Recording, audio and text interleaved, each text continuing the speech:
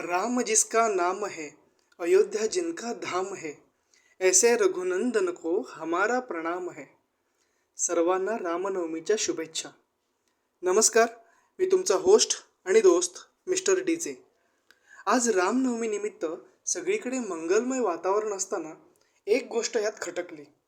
ती म्हणजे पुण्यामध्ये जागोजागी रामनवमी निमित्त दिसणारे हे फ्लेक्स. राजकीय स्वार्थासाठी कशावरही पोळी भाजणारे राज्यकर्ते आपण पाहतो. त्याला रामनवमी सुद्धा अपवाद ठरली नाही. हे फ्लेक्स रामनवमी निमित्त सुसंस्कृत पुण्यात जागोजागी दिसत आहेत.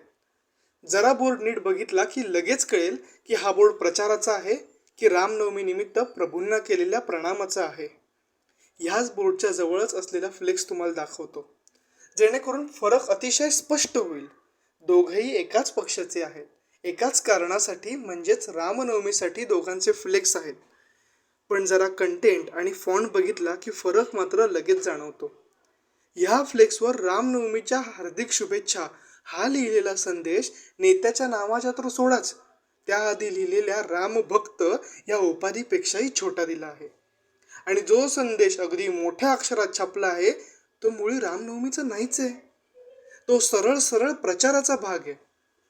तुमच्याकडे प्रचार करण्यासाठी अजून पुरेसा वेळ असताना रामनवमीत सुद्धा प्रचार शोधण्याची का गरज लागते?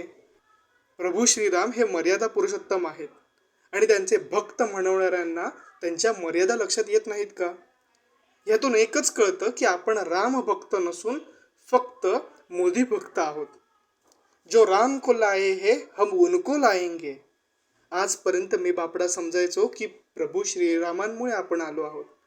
पण चौकात असलेल्या फ्लेक्समधून सरळ संदेश आहे की प्रभूंना श्री मोदींनी आणलं आहे. कितने तेजस्वी लोग हैं हमारे पास, कितने शानदार विचार रखते हैं. असो, ते ज्यांचा प्रचार करत आहेत त्यांनी स्वतः शहीद जवानांचा वापर इलेक्शन मटेरियल म्हणून केला होता. मैं मेरे फर्स्ट टाइम वोटर से कहना चाहता हूं कि आपका पहला वोट पुलवामा में जो वीर शहीद हुए, उन वीर शहीदों के नाम आपका वोट समर्पित हो सकता है क्या? यामुळे यांच्या संबंधितांकडून प्रभूंची जयंती सुद्धा इलेक्शन मटेरियल असणं हे विलक्षण वाटण्यासारखं नाही. फक्त सध्या अशा चुकीच्या गोष्टी नॉर्मलाइज करण्याचा जो प्रयत्न सुरू आहे, आणि खरं तर तो एक प्रकारे यशस्वी सुद्धा ठरताना दिसतोय, पण तो मात्र घातक आहे हे नक्की. तुम्हाला यावर काय वाटतं ते कळवा. बाकी आपण भेटत राहूच. आजच्यासाठी एवढंच. धन्यवाद.